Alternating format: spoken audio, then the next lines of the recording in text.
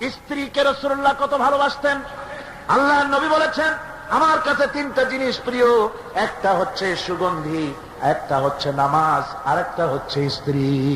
সুবহানাল্লাহ, স্ত্রী আমার কাছে প্রিয়। হুজুর বলেছেন, তোমাদের মধ্যে সেই ব্যক্তি উত্তম যে ব্যক্তি তার স্ত্রীর কাছে উত্তম। আমি আমার স্ত্রীদের কাছে উত্তম ব্যক্তি। সুবহানাল্লাহ।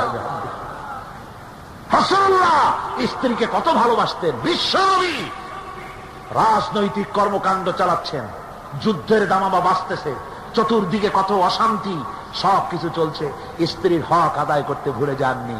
রাতের বেলায় হযরত আয়েশার বয়স কম, তাকে নিয়ে রাসূলুল্লাহ একটু সুযোগ পেয়েছেন, বলছেন, আয়েশা সব তো ঘুমিয়ে, চলো আমরা একটু দৌড়াই। ওই যে দূরে একটা জিনিস দেখা যায়, দৌড় দাও, দেখি কে আগে যায়। দুজনে দৌড় প্রতিযোগিতা করলেন। দৌড় প্রতিযোগিতায় হযরত আয়েশা ফার্স্ট হলেন, হুজুর পিছনে পড়ে গেলেন। হযরত আয়েশা খুব আনন্দ করলেন যে আপনি কিন্তু আমার সাথে দৌড়ে পারলেন।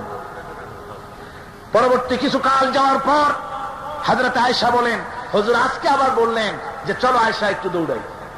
হযরত আয়েশা বলছেন যে সেদিনের তুলনায় আমার শরীর একটু, আমি মুটিয়ে গেছি, শরীরটি স্থূল হয়েছে। আমি আজকে দৌড়ালাম কিন্তু পারলাম না, রাসূল আগে চলে গেলেন। আমি হাঁপাতে হাঁপাতে যখন হুজুরের কাছে চলে গেছি, হুজুর তখন মুস্কি হেসে আমাকে বললেন, আয়েশা ওই সেই দিনের জবাব আজকে দিয়ে দিলাম। সুবহানাল্লাহ বিহামদিহি, সুবহানাল্লাহ বিহামদিহি। বিশ্ব নবী কত বড় আদর্শ বিশ্ব মানবতার জন্য। তিনি বলেছেন, আরাফাতের ময়দানে রাসূলুল্লাহ বলেছেন, তোমরা যেমন পড়বে তোমার স্ত্রীদেরকে তেমন পড়াবে, তোমরা যেমন খাবে তোমার স্ত্রীদেরকে তেমন খাওয়াবে। স্ট্যান্ডার্ড মেনটেন করবে। তুমি ভালো দামের কাপড় পরবে, স্ত্রীকে খারাপ দিবে তা নয়।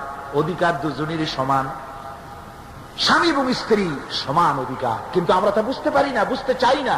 আমরা অনেকে মনে করেছি বিয়ে যখন করছি তখন আমি তো নওয়াবজাদা নসরুল্লাহ খান, আর বউ তো কেনা দাসী না। সে কিন্তু দাসী নয়, তার মর্যাদা আছে, তার সম্মান আছে, তার সম্মান আপনাকে দিতে হবে। রাসূলুল্লাহ দিয়েছেন, আপনাকেও দিতে হবে। রান্না বান্না হতে দেরি হয়, কত গালাগালি শুনতে হয় নারীকে। আল্লাহর নবীর স্ত্রী হযরত আয়েশা বলেছেন, আল্লাহর নবী কাজ করে, মানুষের সঙ্গে কথা বলে, রাষ্ট্রীয় দায়িত্ব পালন করে ঘরের ভিতরে সে যখন দেখেছেন রান্না হতে দেরি আছে, রাসূলুল্লাহ বিরক্ত হন নাই, ভুরু কুঞ্চিত করেন নাই, চোখ মোটা করেন নাই, আমাকে কোনো কথা শোনার নাই, বরং আমার কাছে বসে রান্নায় আমাকে সহযোগিতা করেছে।